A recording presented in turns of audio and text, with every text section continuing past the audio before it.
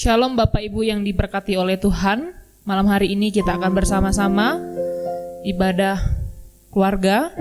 Mari Bapak Ibu kita mempersiapkan hati dan pemikiran kita untuk masuk dalam persekutuan keluarga kita masing-masing. Mari saya undang semuanya untuk kita mengambil saat teduh sejenak. Saat teduh dimulai.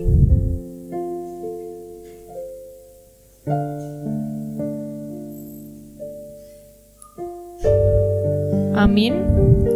Kita akan memulai persekutuan keluarga kita malam hari ini dengan menyanyikan pujian Ada Satu Sobatku.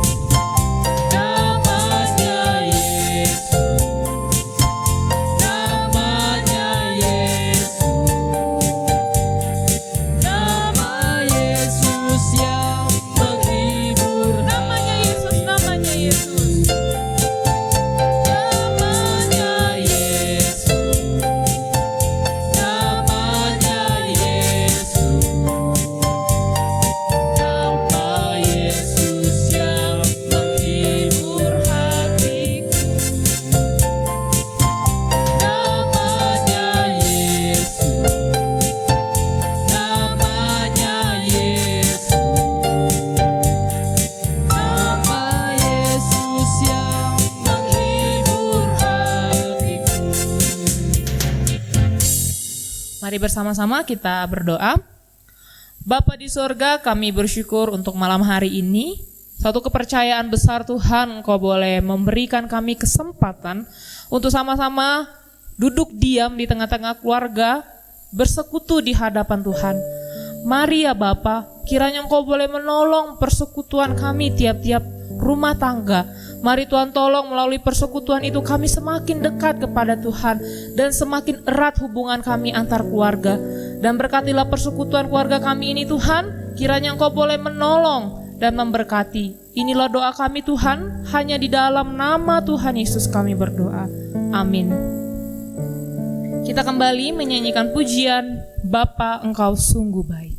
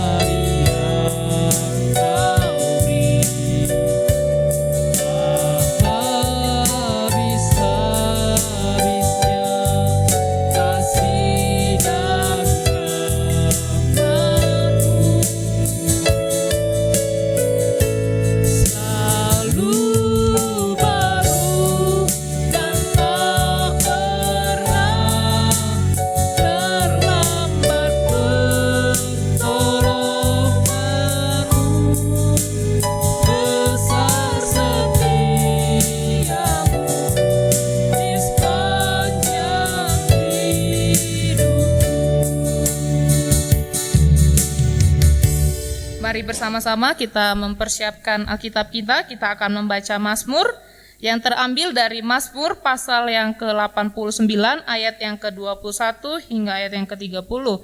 Saya akan membacakannya bagi kita semua. Mazmur 89 ayat 21 sampai 30 di bawah judul perikop Kesetiaan Tuhan kepada Daud. Aku telah mendapat Daud hambaku. Aku telah mengurapinya dengan minyakku yang kudus. Maka tanganku tetap dengan dia, bahkan lenganku meneguhkan dia. Musuh tidak akan menyergapnya, dan orang curang tidak akan menindasnya. Aku akan menghancurkan lawannya dari hadapannya, dan orang-orang yang membencinya akan kubunuh. Kesetiaanku dan kasihku menyertai dia, dan oleh karena namaku, tanduknya akan meninggi. Aku akan membuat tangannya menguasai laut, dan tangan kanannya menguasai sungai-sungai. Dia pun akan berseru kepadaku, Bapakku engkau, Allahku dan gunung batu keselamatanku. Aku pun juga akan mengangkat dia menjadi anak sulung, menjadi yang maha tinggi di antara raja-raja bumi. Aku akan memelihara kasih setiaku bagi dia untuk selama-lamanya, dan perjanjianku teguh bagi dia. Aku menjamin akan adanya anak cucunya sampai selama-lamanya, dan tahtanya seumur langit. Amin. Kita akan mempersiapkan hati dan pemikiran kita untuk dilawat oleh kebenaran firman Tuhan. Yang akan disampaikan oleh Bapak Pendeta Trisno Kurniadi. Kita akan menyanyikan pujian, Aku datang dan ku bersujud.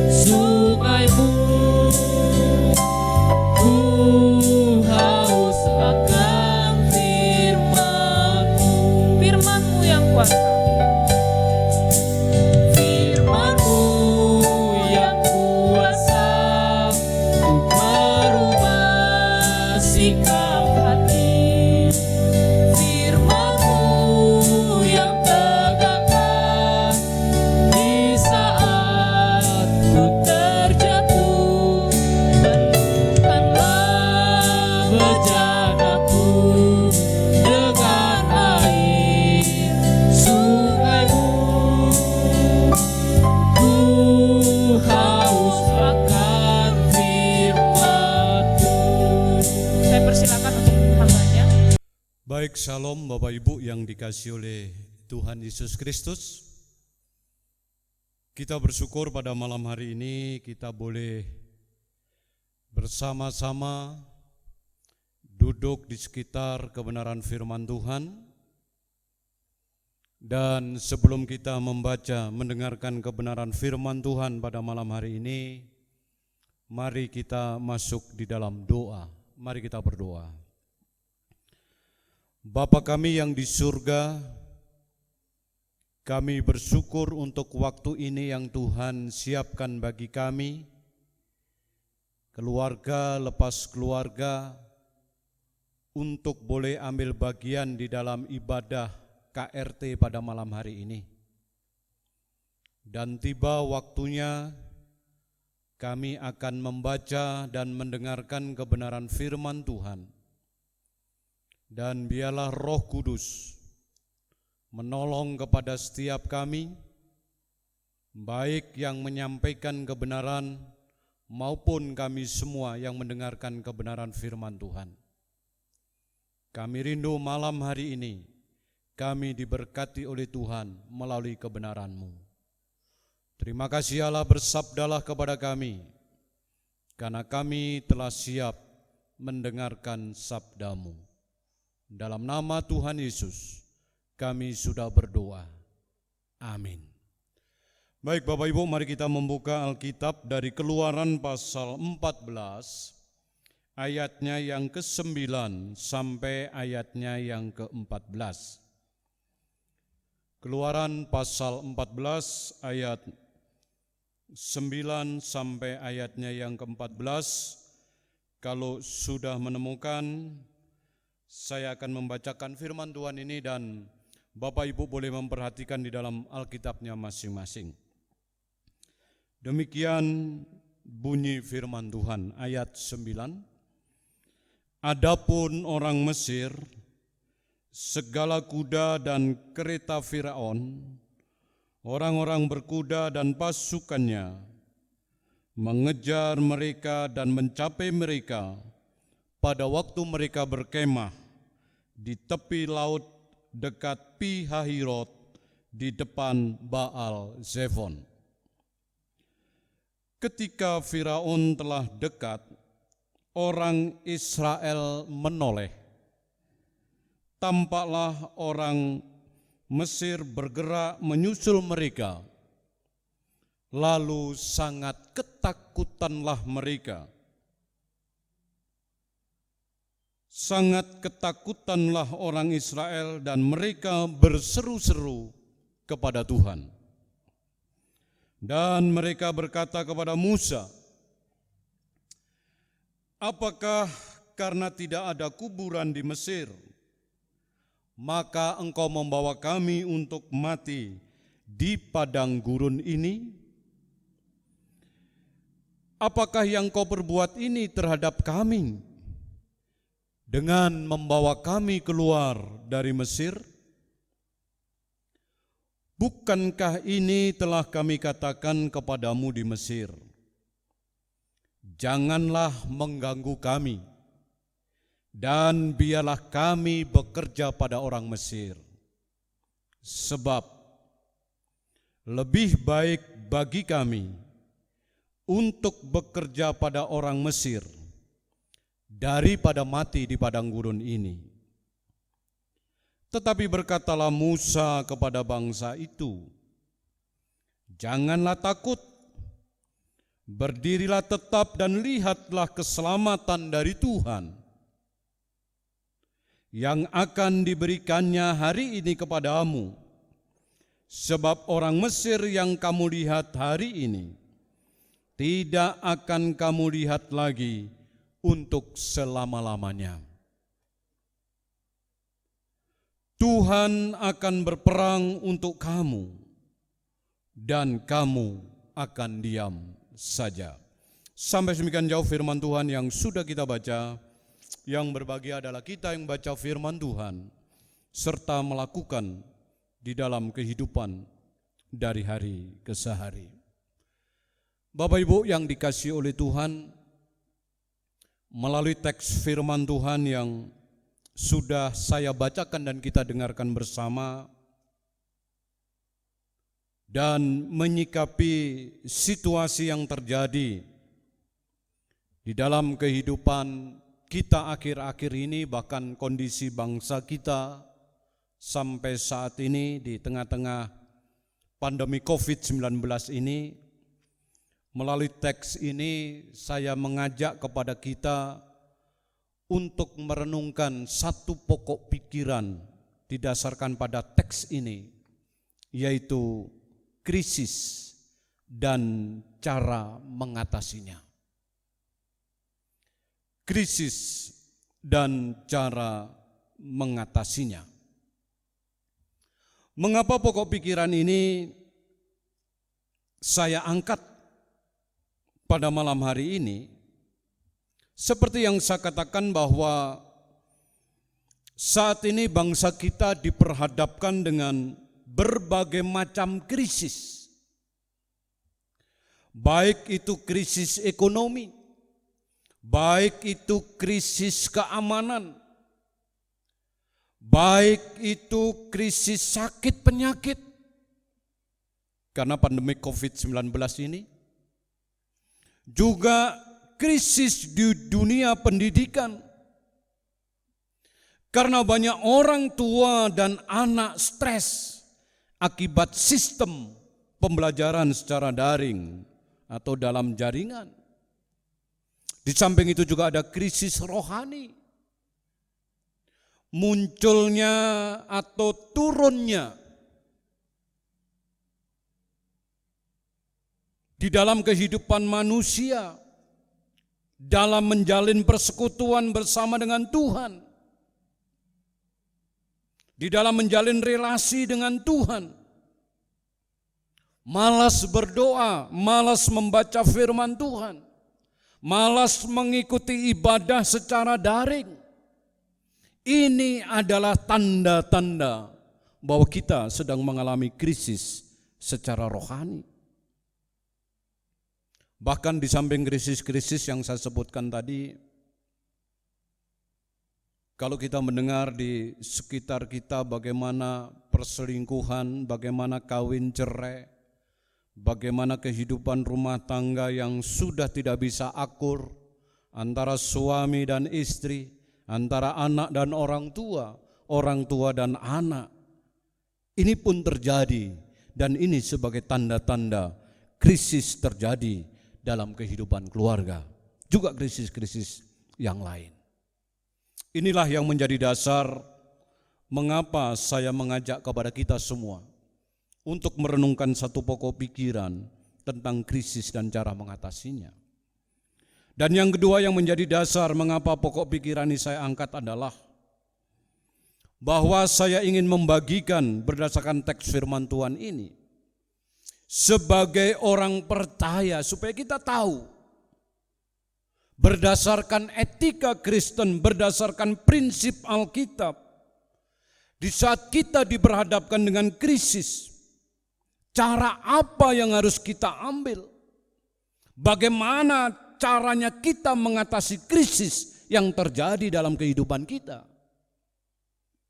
Sehingga di tengah-tengah kehidupan kita, di dalam situasi krisis ini, kita bisa mengambil solusi sesuai dengan cara-cara yang Tuhan tunjukkan, yang Tuhan berikan melalui kebenaran firman Tuhan ini. Nah, saudara yang dikasihi oleh Tuhan, krisis bisa melanda kepada siapapun. Krisis tidak memandang status sosial seseorang. Apakah dia orang kaya? Apakah dia orang miskin?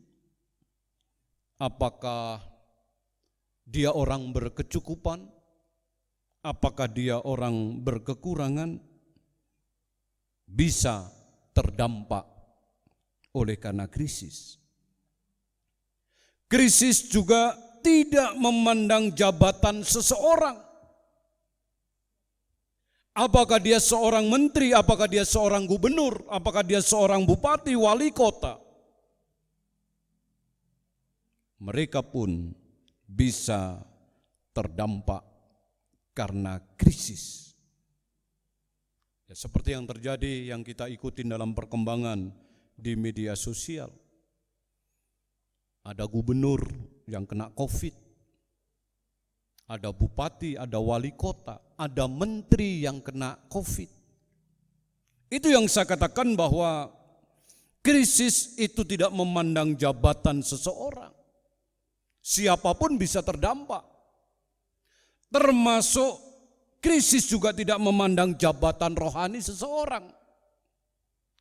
Apakah dia ketua sinode, apakah dia pendeta, apakah dia penatua, apakah dia diaken, bisa terdampak krisis. Banyak berita juga bagaimana seorang pendeta meninggal, bagaimana jemaat meninggal, bagaimana seorang pendiri yayasan, pengurus gereja meninggal terdampak dari krisis COVID-19 ini. Jadi siapapun bisa terdampak krisis dalam kehidupannya. Nah, oleh sebab itu Bapak Ibu yang dikasihi oleh Tuhan Yesus Kristus, sebelum kita belajar dari Alkitab bagaimana cara mengatasi krisis, saya ingin mengajak kita semua untuk belajar dan memahami sebenarnya krisis itu apa. Sebenarnya krisis itu apa yang kita pahami dalam hidup kita.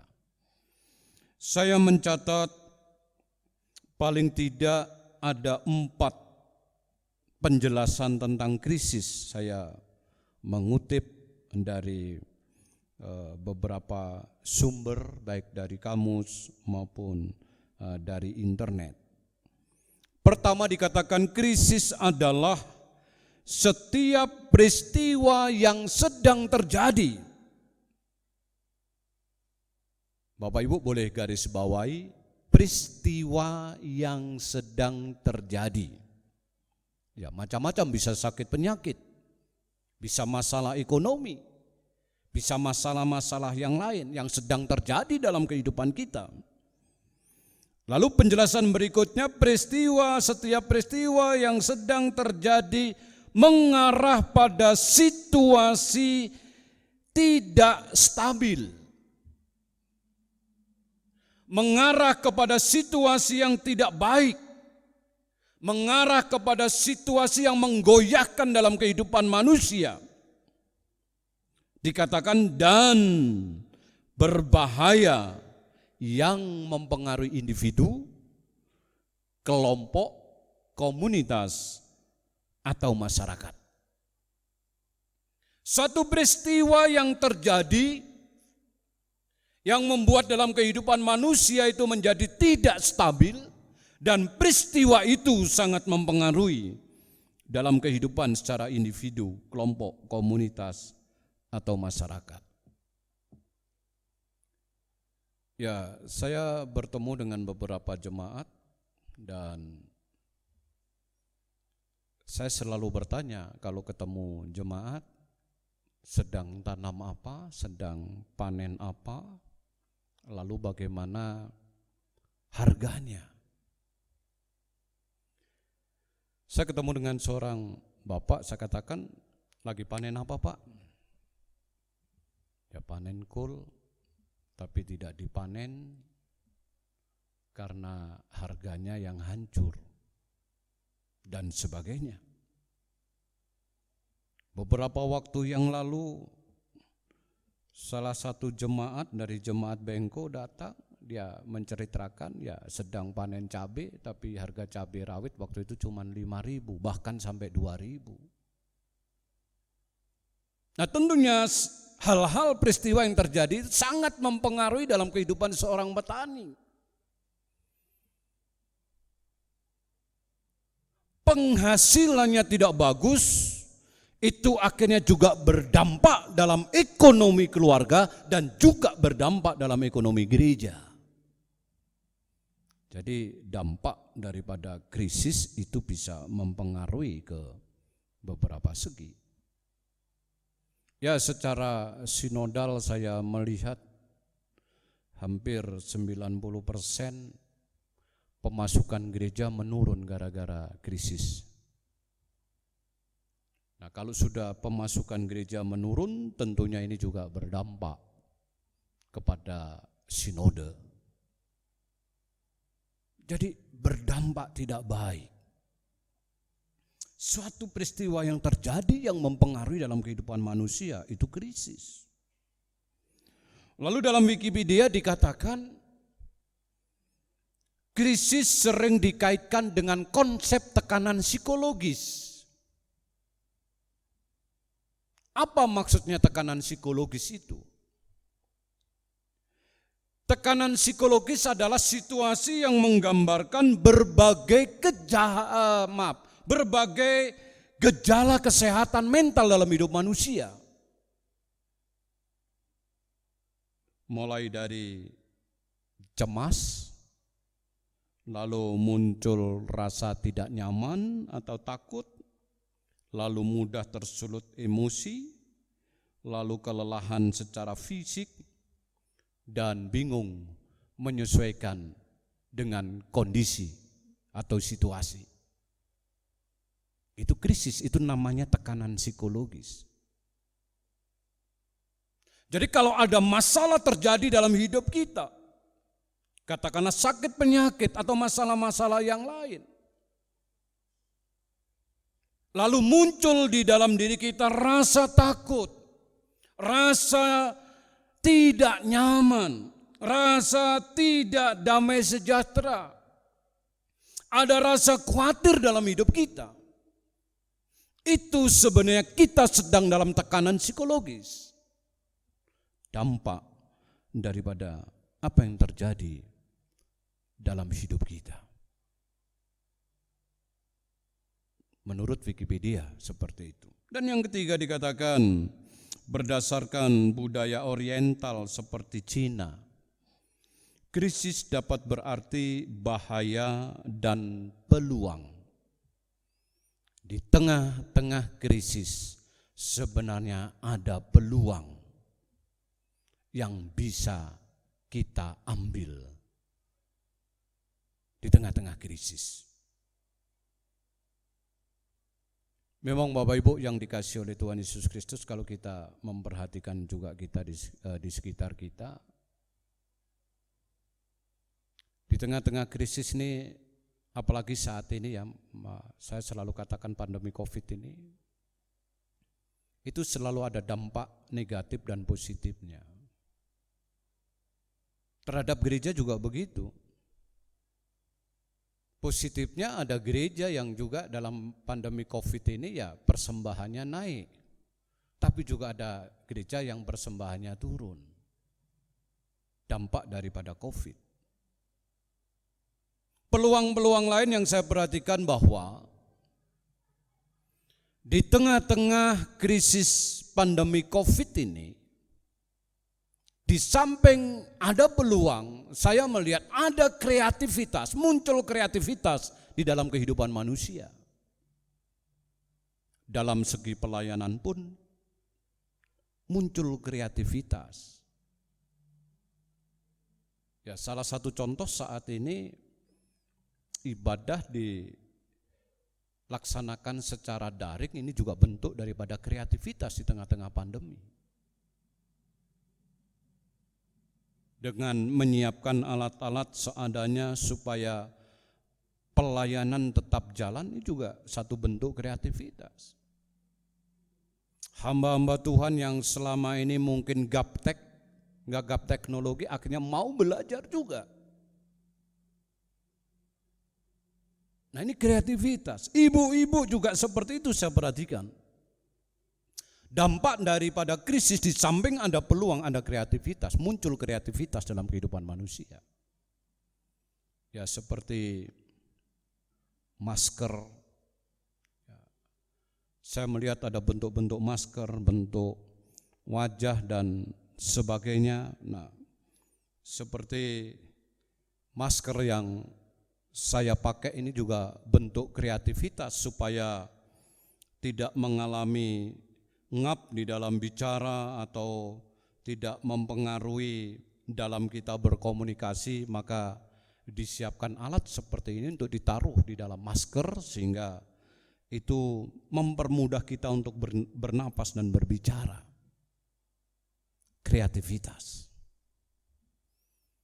Jadi apapun yang terjadi dalam hidup kita ada maksud Tuhan, ada krisis, ada peluang. Lalu yang ketiga, secara umum dikatakan, krisis adalah situasi sistem yang kompleks, baik sistem keluarga, ekonomi, masyarakat, yang mana ketika berfungsi dengan buruk, keputusan segera diambil. Sistem yang kompleks, yang bisa mengakibatkan situasi yang buruk. Dan dalam situasi yang buruk itu, keputusan harus segera diambil. Maka berdasarkan dari pengertian-pengertian itu, saya melihat, saya menyimpulkan bahwa krisis adalah suatu kondisi kehidupan yang tidak normal karena berubah dari biasanya. Ya, karena pengaruh daripada situasi. Dalam situasi yang tidak normal, maka dibutuhkan new normal seperti yang diambil oleh pemerintah. Ada istilah PSBB transisi dan sebagainya.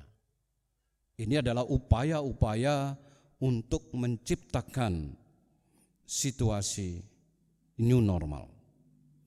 Krisis adalah situasi di mana manusia harus bisa menemukan peluang-peluang dalam hidupnya.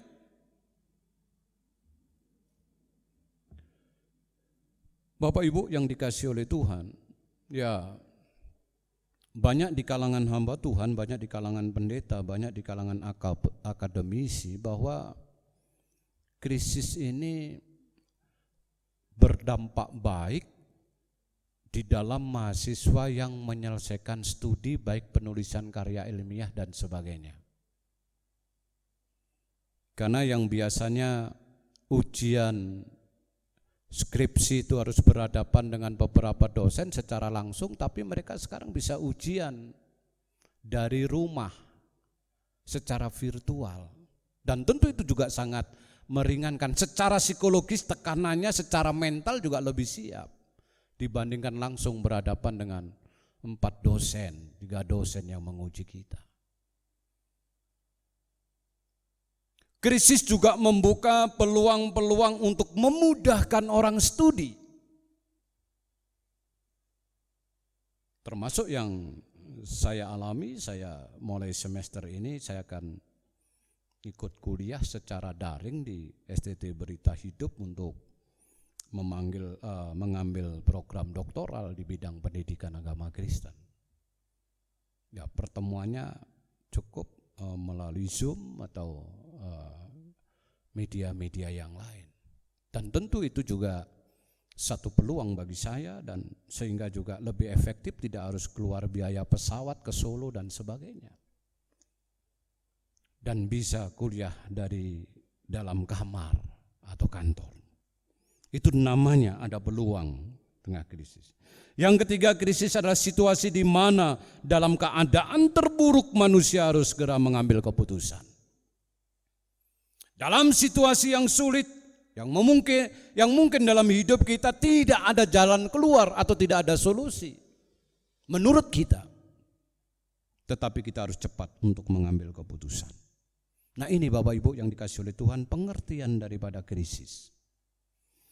Lalu bagaimana cara mengatasi krisis yang terjadi dalam kehidupan kita? Kalau kita kembali kepada teks bacaan kita dalam Keluaran 14 ayat 9 sampai 14. Kita di situ memang melihat satu kenyataan, satu peristiwa yang memang mempengaruhi dalam kehidupan bangsa Israel. Mereka mengalami krisis keamanan di dalam hidupnya. Mereka dikejar-kejar oleh orang-orang Mesir, pasukan dari Firaun, dan pada saat mereka berhenti di satu tempat, orang Mesir itu mengejar, di depannya itu ada laut yang terbentang. Krisis keamanan. Katakan maju salah, mundur salah, atau maju kena, mundur kena. Sepertinya sudah tidak ada jalan keluar bagi bangsa Israel. Kalau dia maju, dia harus berhadapan dengan laut Teberau. Kalau dia diam, berdiri dan ke belakang, dia pasti ditangkap oleh orang-orang Mesir. Ini dilema. Ya kadang-kala kita diperhadapkan dengan situasi yang sangat dilematis dalam hidup kita. Mau tanam harga murah, nggak tanam nggak ada panenan, ini kan dilematis. Tapi kita harus bisa mengambil keputusan. Kenyataan krisis itu terjadi dalam kehidupan bangsa Israel. Dan krisis keamanan yang terjadi dalam kehidupan bangsa Israel, saya perhatikan di dalam ayat yang 10, terjadi tekanan psikologis. Bangsa Israel menjadi sangat ketakutan, bukan hanya ketakutan, tetapi dikatakan sangat ketakutan. Dikejar, krisis keamanan berdampak pada tekanan psikologis, mereka menjadi ketakutan. Nah, setelah terjadi krisis keamanan, ada tekanan psikologis, lalu terjadi krisis kepercayaan kepada hamba Tuhan atau kepada pemimpin. Mereka mulai marah dengan Musa yang memimpin dia, atau hamba Tuhan yang memimpin dia. Jadi ada 3 krisis.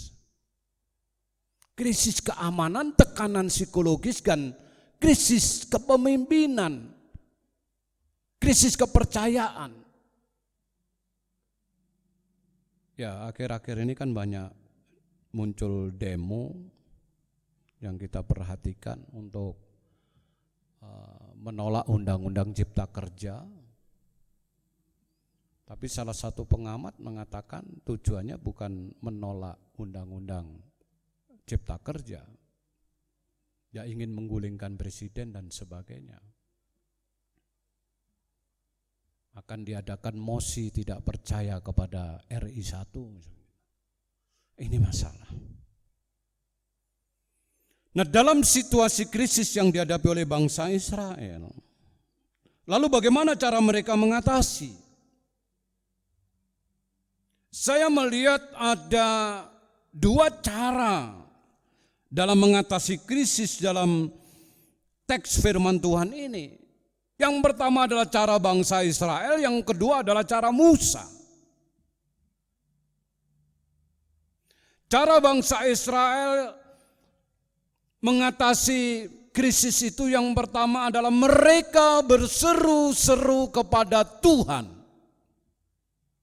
Sama Musa, mereka bangsa Israel bersama-sama Musa, mereka berseru-seru kepada Tuhan. Kalau kita melihat di dalam ayat yang ke-11, hanya yang membedakan bahwa di saat bangsa Israel berseru-seru kepada Tuhan, disertai dengan emosi yang terjadi dalam kehidupannya, sehingga dia marah kepada Musa, mulai menyalahkan Musa. Kan sudah saya katakan jangan ganggu saya, lebih baik saya tinggal di Mesir daripada mati di padang gurun. Mengapa engkau membawa aku ke padang gurun untuk mati di sini, kata bangsa Israel. Jadi sudah mulai menyalah-nyalahkan hamba Tuhan atau menyalah-nyalahkan orang yang memimpin. Hati-hati, waktu saya baca firman Tuhan ini, saya agak bagaimana menyikapi orang yang berani untuk melawan kepada hamba Tuhan. Mengapa seringkali kalau saya diperhadapkan dengan orang yang melawan kepada hamba Tuhan, saya sendiri mengambil sikap diam. Karena saya takut dengan akibat. 28 tahun kami bersama-sama melayani dan Tuhan banyak perhadapkan dengan kami hal-hal seperti yang terjadi dalam kehidupan bangsa Israel. Firman Tuhan pengarahan dalam Mazmur pasal 89 yang berbicara tentang kesetiaan Tuhan kepada Daud. Siapa Daud? Dia seorang hamba Tuhan. Siapa Daud? Dia seorang pemimpin. Dalam teks itu dikatakan kesetiaan Tuhan kepada Daud, kesetiaan Tuhan kepada hamba Tuhan. Dikatakan bahwa hamba Tuhan dilindungi oleh Tuhan. Pemimpin bangsa itu dilindungi oleh Tuhan. Bahkan di dalam ayat yang ke-30, anak cucunya pun dipelihara oleh Tuhan. Itu seorang hamba Tuhan. Mazmur pasal 89, ayat 24. Kalau kita membaca firman Tuhan itu sangat menakutkan bagi kita. Firman Tuhan katakan, siapa yang membenci Daud, siapa yang membenci engkau, akan kubunuh. Ya, secara sederhana, secara letterlek firman Tuhan itu kalau kita baca ya, siapa melawan hamba Tuhan, hukumnya dibunuh oleh Tuhan. Mati hukumnya. Kalau hamba Tuhan melakukan kesalahan, itu urusan dia dengan Tuhan. Soal mengingatkan itu tanggung jawab kita bersama. Tetapi kalau sudah mulai melawan, apalagi membenci hamba Tuhan, hukumnya mati untuk saudara. Mazmur 89 ayat 24. Ingat waktu Tuhan mengutus Abraham, Kejadian pasal 12. Siapa yang memberkati engkau akan diberkati, siapa yang mengutuki engkau akan kukutuk. Itu janji Tuhan kepada Abraham. Jadi saudara yang dikasihi, hati-hati. Hidup kita, hamba Tuhan adalah orang yang diurapi oleh Tuhan. Daud adalah orang yang diurapi oleh Tuhan, orang yang dikhususkan oleh Tuhan. Dan hamba Tuhan memang orang-orang khusus, sekolahnya saja khusus, gajinya saja khusus. Dia adalah orang yang dipanggil dan dipilih oleh Tuhan dan dijaga oleh Tuhan. Oleh sebab itu hati-hati dalam kita bersikap kepada hamba Tuhan. Lalu bagaimana dengan cara Musa? Di saat diperhadapkan dengan krisis itu yang dilakukan oleh Musa, Musa berseru-seru kepada Tuhan. Lalu sebagai pemimpin Musa juga meyakinkan kepada orang yang dipimpin, serta meyakini pertolongan Tuhan.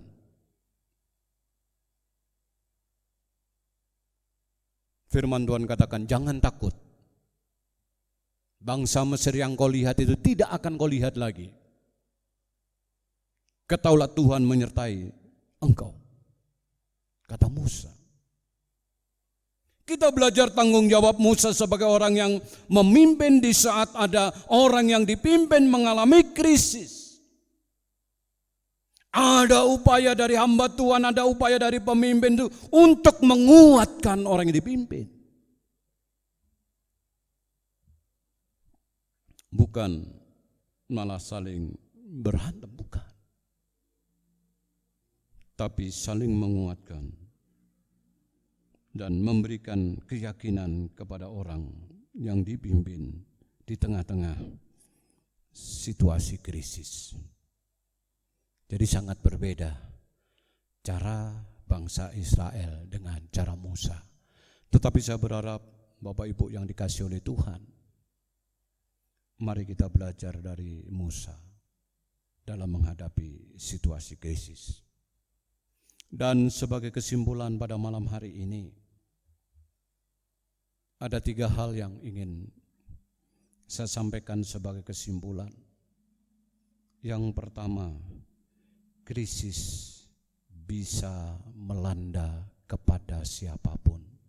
Saya bisa terdampak krisis, Pak Asido bisa terdampak krisis, jemaat juga bisa terdampak krisis. Itu yang pertama. Yang kedua,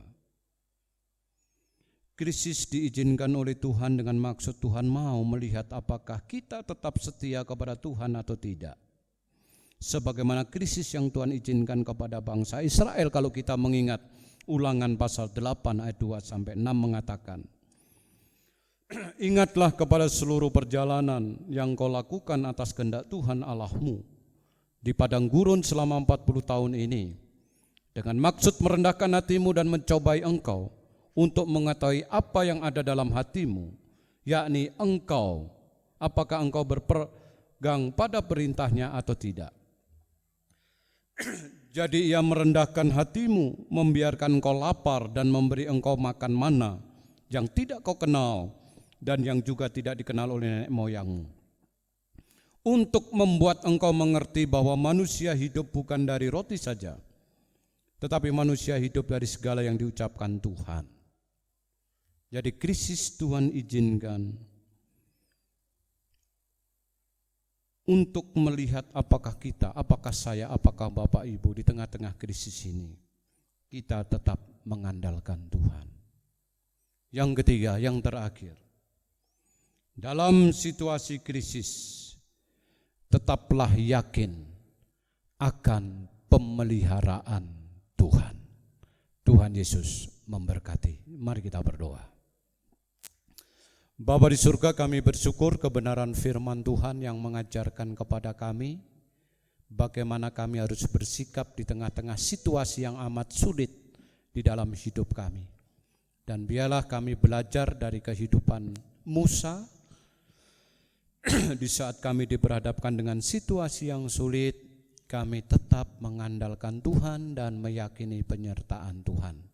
Kami yakin dan percaya bahwa penyertaan Tuhan yang terjadi dalam kehidupan Musa itu juga akan terjadi untuk hidup kami baik secara pribadi, keluarga, maupun secara bergereja dalam menjalani kehidupan dalam situasi yang amat sulit ini. Terima kasih Tuhan, terpujilah namamu. Dalam nama Tuhan Yesus kami sudah berdoa dan minta kepada Bapa di surga. Amin. Saya serahkan kembali kepada liturgos. Kita akan menaikkan doa syafaat kita untuk pokok doa keluarga. Kiranya keluarga masing-masing saling mendoakan dengan pokok doa yang ada. Dan saya akan membacakan pokok doa untuk bangsa dan negara. Kita berdoa untuk pemerintah agar diberi hikmat dalam menemukan vaksin sebagai jalan keluar menghadapi wabah virus COVID ini. Kita berdoa untuk masyarakat agar taat melakukan protokol kesehatan dalam kehidupan mereka setiap harinya. Kita berdoa untuk tenaga medis yang menangani pasien virus COVID agar Tuhan terus memberkati pertahanan tubuh untuk boleh melawan virus yang ada saat mereka sedang bekerja. Kita berdoa juga untuk pasien yang dicurigai dan positif terjangkit virus COVID agar diberikan kesembuhan total dari Tuhan Yesus. Kita juga berdoa untuk pokok doa gereja. Kita berdoa untuk pekerjaan seluruh jemaat agar diberkati Tuhan Yesus dan memperoleh berkat yang berlimpah dalam setiap pekerjaan yang mereka kerjakan. Kita berdoa untuk kesehatan seluruh jemaat agar diberikan kesehatan dan memohon pemeliharaan Tuhan bagi kandungan Ibu F. Tobing serta pemulihan kesehatan Ibu Sudarwati dan juga Ibu T. Manurung. Kita juga berdoa untuk pendidikan anak-anak agar anak-anak diberikan kepintaran dan kedisiplinan walaupun harus belajar di rumah. Juga berdoa untuk anak-anak di perantauan agar diberikan kekuatan dan perlindungan saat beraktivitas. Berdoa untuk proses renovasi aula dan pastori GKI Karangjaya. Kita berdoa supaya Tuhan mencukupkan segala dana-dana yang diperlukan. Kita berdoa juga untuk MPH Sinode dalam program pelayanan dan pembangunan gedung serbaguna. Kita akan bersama-sama berdoa. Sebelumnya kita menyanyikan pujian bagi Tuhan tak ada yang mustahil.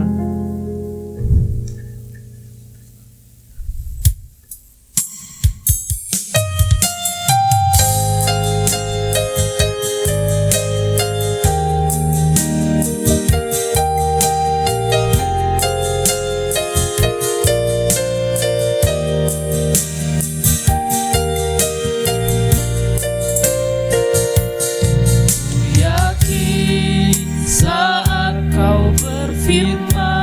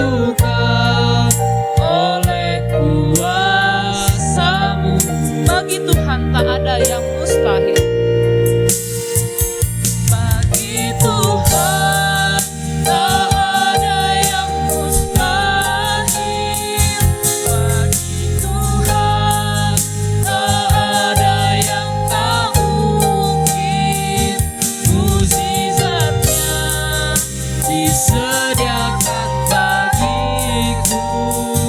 Ku diangkat dan dipulihkannya.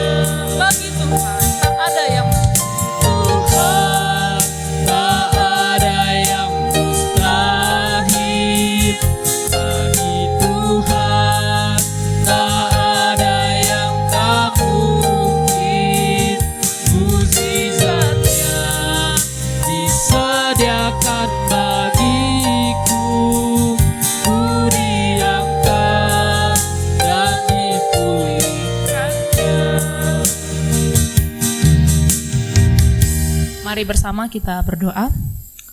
Bapa di sorga, kami bersyukur Tuhan malam hari ini Engkau berikan kami kesempatan kembali untuk kami bersama menaikkan doa-doa kami di hadapan Tuhan. Oh Tuhan, kami berdoa pada malam hari ini. Kami berdoa untuk bangsa dan negara kami Tuhan. Kami berdoa untuk pemerintah kami ya Bapa, dalam menangani pandemik yang saat ini sedang ada di bangsa dan negara kami. Bukan hanya di bangsa negara kami Tuhan, tapi di seluruh dunia ini Tuhan menghadapi demikian ya Bapak. Kami berdoa, kiranya Engkau boleh menolong pemerintah kami secara khusus dalam menangani ini semua Tuhan, terkhusus untuk vaksin. Kami berdoa kiranya Engkau boleh menolong semua yang sudah dikerjakan, semua yang sudah dipikirkan, mungkin dalam tahap-tahap segala sesuatunya. Mari juga Tuhan menolong sehingga vaksin yang kami butuhkan ini boleh cepat ada dan boleh menolong bangsa dan negara kami Tuhan. Dan kami berdoa kiranya pemerintah kami juga Tuhan berhikmat sehingga semuanya boleh rata dan semua boleh divaksin. Dan virus ini boleh cepat terselesaikan ya Tuhan. Kami juga berdoa untuk masyarakat agar sungguh-sungguh menaati protokol kesehatan yang saat ini sedang ada ya Bapak. Kiranya mereka boleh menjalankan setiap harinya sehingga pandemi ini boleh cepat terselesaikan melalui ketaatan-ketaatan masyarakat yang ada ya Tuhan.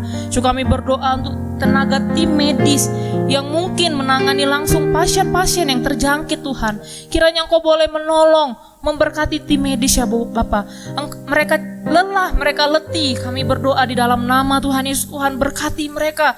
Tuhan berikan mereka kekuatan, daya tahan tubuh yang kuat untuk mereka boleh melayani pasien yang boleh terjangkit. Kami berdoa kiranya Engkau boleh memberkati dalam setiap pekerjaan yang mereka kerjakan ya Bapa. Kami juga berdoa untuk pasien yang dicurigai dan positif terjangkit virus COVID ini ya Bapa. Kami meminta di hadapan Tuhan, kiranya Engkau boleh berikan mereka kesembuhan. Kiranya Engkau boleh memberkati mereka Tuhan, memberikan mereka daya tahan tubuh sehingga mereka boleh melawan virus itu dan mereka boleh sembuh secara total. Karena kami percaya kami punya Allah yang sanggup melakukan perkara-perkara besar yang di luar akal pikiran kami ya Tuhan. Kami juga berdoa Tuhan untuk gereja kami. Kami bersyukur untuk minggu ini kami boleh beribadah. Kami berdoa kiranya Engkau boleh menolong seluruh jemaat Tuhan yang akan hadir. Kiranya Engkau boleh memberkati, memberikan perlindungan sehingga tidak ada jemaat ataupun siapapun membawa virus dan boleh beribadah dalam anugerah dan berkat Tuhan. Berkati Tuhan jemaat yang akan menghadiri, mereka yang akan berkendaraan secara pribadi maupun menaik angkutan umum. Kiranya juga Tuhan melindungi dan menjaga mereka ya Bapa. Dalam mempersiapkan di hari Sabat Tuhan juga Tuhan Engkau boleh memberkati jemaat Tuhan. Berkati juga semua yang akan ambil bagian dalam pelayanan Tuhan di hari Minggu. Baik itu pengkhotbah, singer, pemain musik, maupun semua yang terlibat dalam pelayanan. Mari Tuhan memberkati. Juga kami berdoa untuk ibadah anak-anak yang akan hadir juga Tuhan memberkati mereka. Guru-guru sekolah minggu dalam mempersiapkan diri melayani anak-anak pun juga Tuhan memberkati. Terima kasih Tuhan, kiranya Engkau yang akan menolong jalannya ibadah Sabat kami di hari Minggu nanti ya Bapak. Kami juga berdoa Tuhan untuk seluruh pekerjaan jemaat Tuhan yang ada di Karangjaya. Kami berdoa kiranya Engkau boleh menolong memberkati Tuhan di tengah-tengah krisis ekonomi yang saat ini terjadi. Kami mohon kepada Tuhan, berikan mereka suatu pengharapan Tuhan. Mereka meyakini bahwa pemeliharaan Tuhan tidak pernah habis-habisnya dalam kehidupan mereka. Berikan mereka pengharapan Tuhan bahwa mereka boleh merasakan berkat Tuhan, pemeliharaan Tuhan di luar akar pikiran yang mungkin saat ini sedang terjadi. Mari Tuhan memberkati, membuka tingkap-tingkap langit untuk jemaat Tuhan boleh merasakan berkat-berkat Tuhan itu sendiri ya Bapa. Juga kami berdoa untuk kesehatan seluruh jemaat Tuhan. Kiranya juga Tuhan terus menolong, memberkati. Mereka juga boleh menjalankan protokol kesehatan secara baik. Dan juga kami berdoa, memohon Tuhan memelihara kandungan dari Ibu F. Tobing. Mari juga Tuhan terus menolong, memberkati. Anak yang dikandung boleh sehat secara jasmani dan juga rohani. Memberkati fase-fase pertumbuhannya sehingga boleh lahir dalam anugerah dan berkat Tuhan. Ibu yang mengandung Tuhan memberikan kesehatan, kekuatan, dan juga dalam melahirkan pun Tuhan memberkati. Dana yang diperlukan pun juga Tuhan yang akan mencukupkan. Kami juga berdoa untuk pemulihan kesehatan Ibu Sudarwati dan juga Ibu Manurung. Mari juga Tuhan menolong, memberkati segala obat yang dikonsumsi. Mari juga Tuhan memberkati sehingga melalui itu semua mereka boleh sehat, boleh sembuh, dan makan minum yang dikonsumsi pun Tuhan itu juga boleh menjadi pemulihan untuk mereka. Kiranya Engkau boleh menolong dan memberkati mereka ya Tuhan. Juga kami berdoa untuk pendidikan anak-anak. Di tengah-tengah wabah ini anak-anak harus belajar dari rumah. Ini sangat sulit Tuhan untuk anak-anak maupun orang tua. Tapi kami berdoa kiranya Engkau boleh menolong anak-anak yang saat ini belajar di rumah sehingga mereka tetap taat, tetap disiplin, dan Tuhan tetap menganugerahkan kecerdasan untuk anak-anak walaupun mereka harus belajar dari rumah. Berkati Tuhan orang tua yang mendukung, dan juga anak-anak juga boleh mensupport dirinya untuk mereka boleh tetap giat dalam belajar walaupun harus di rumah ya Tuhan.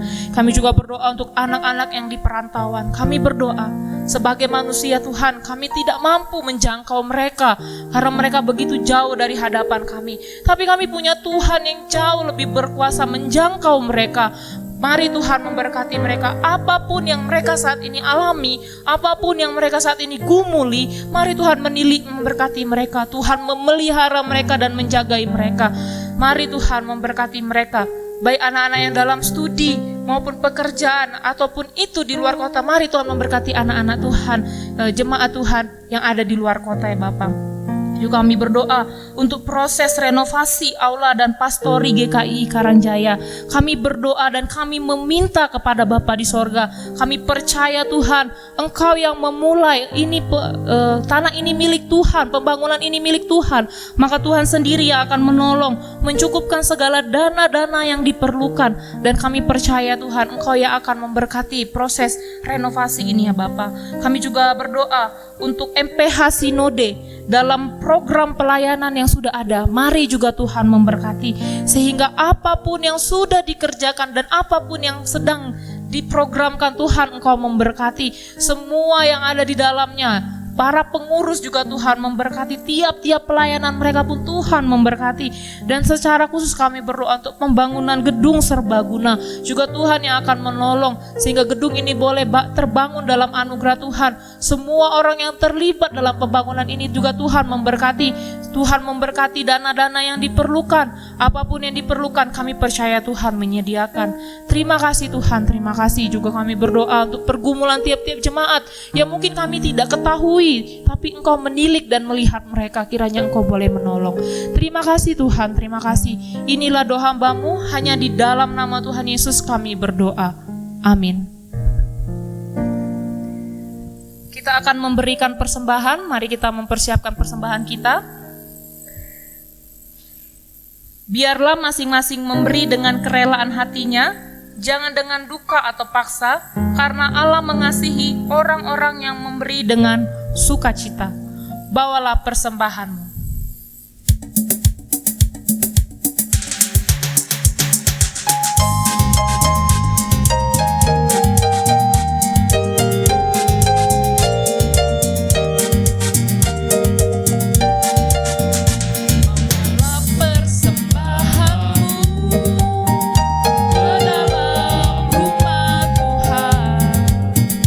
Terlebih baik memberi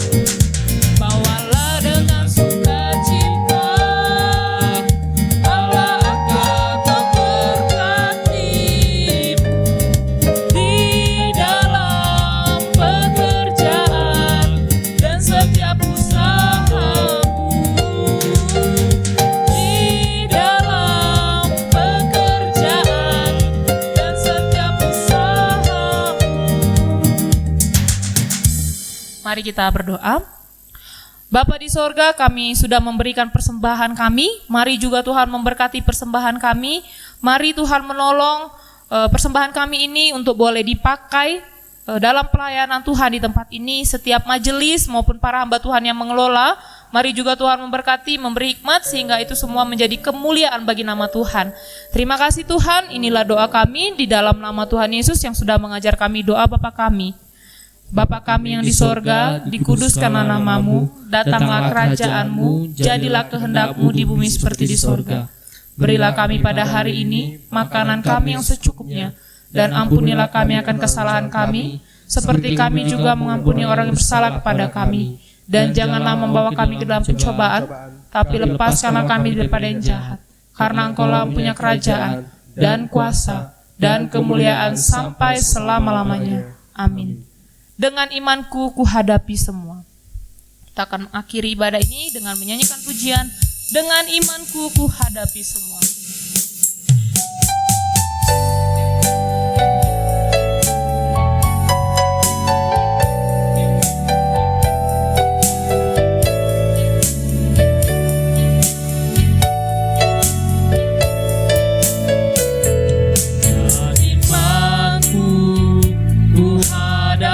Semua dengan imanku semua berlalu. Gunung-gunung kesusahan, gunung-gunung pencobaan, dengan imanku semua berlalu. Dengan berdoa ku hadapi semua. Dengan berdoa ku hadapi semua.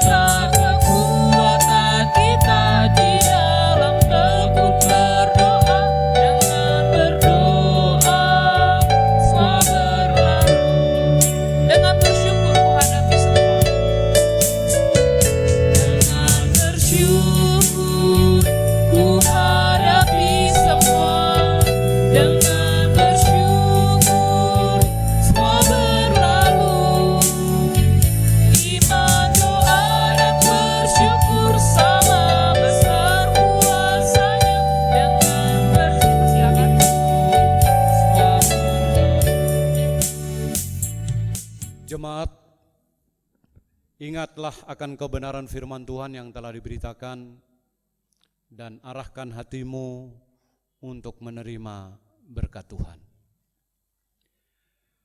Kiranya kasih karunia dan damai sejahtera daripada Allah Bapa dan dari Tuhan Yesus Kristus, pertolongan, kekuatan, penghiburan dari Roh Kudus, menyertai jemaat sekalian, dari saat ini sampai selama-lamanya. Amin. Amin. Amin.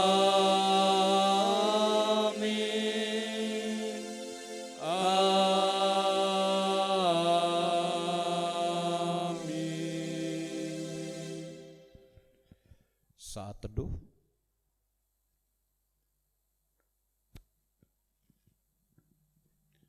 Puji Tuhan, ibadah kita sampai di sini. Selamat malam. Shalom.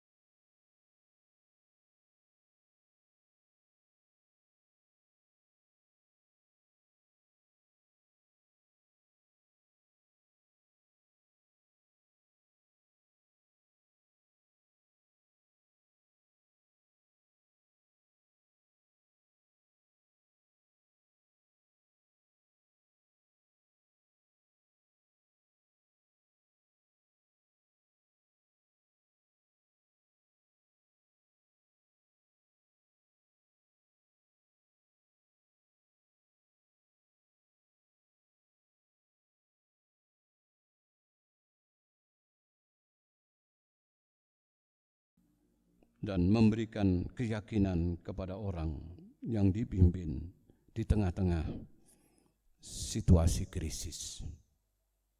Jadi sangat berbeda cara bangsa Israel dengan cara Musa.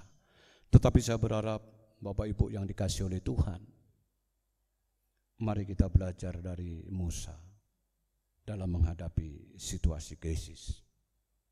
Dan sebagai kesimpulan pada malam hari ini, ada 3 hal yang ingin saya sampaikan sebagai kesimpulan. Yang pertama, krisis bisa melanda kepada siapapun. Saya bisa terdampak krisis, Pak Asido bisa terdampak krisis, jemaat juga bisa terdampak krisis. Itu yang pertama. Yang kedua, krisis diizinkan oleh Tuhan dengan maksud Tuhan mau melihat apakah kita tetap setia kepada Tuhan atau tidak.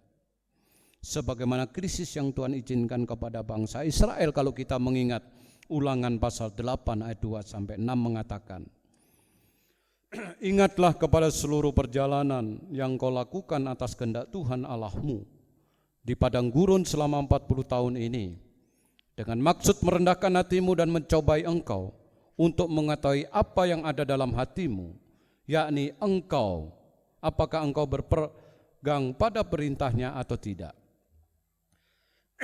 Jadi ia merendahkan hatimu, membiarkan engkau lapar dan memberi engkau makan mana yang tidak kau kenal dan yang juga tidak dikenal oleh nenek moyangmu, untuk membuat engkau mengerti bahwa manusia hidup bukan dari roti saja, tetapi manusia hidup dari segala yang diucapkan Tuhan. Jadi krisis Tuhan izinkan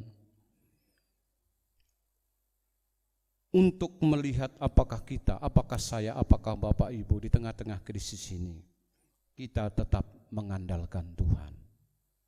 Yang ketiga, yang terakhir, dalam situasi krisis tetaplah yakin akan pemeliharaan Tuhan.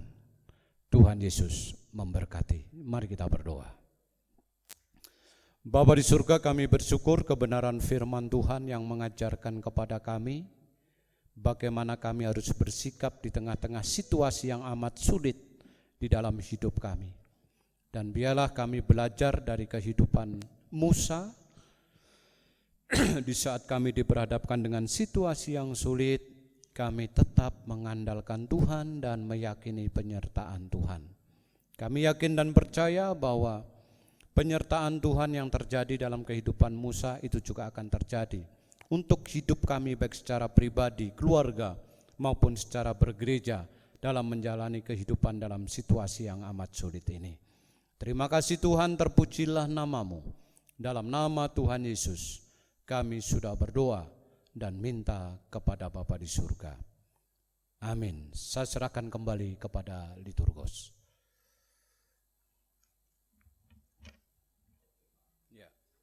Ada masalah audionya kira-kira? Sudah? Oke. Oke. Oke, sekarang yang doa berkat ya. Oke.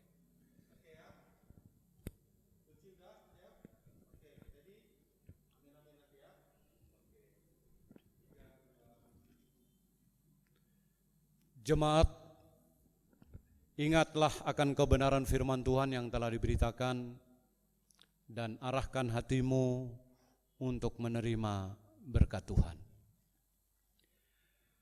Kiranya kasih karunia dan damai sejahtera daripada Allah Bapa dan dari Tuhan Yesus Kristus, pertolongan, kekuatan, penghiburan dari Roh Kudus menyertai jemaat sekalian dari saat ini sampai selama-lamanya. Amin. Amin.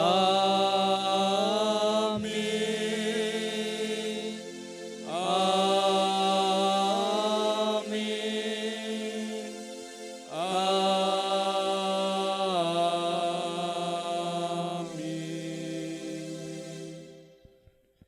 Saat teduh.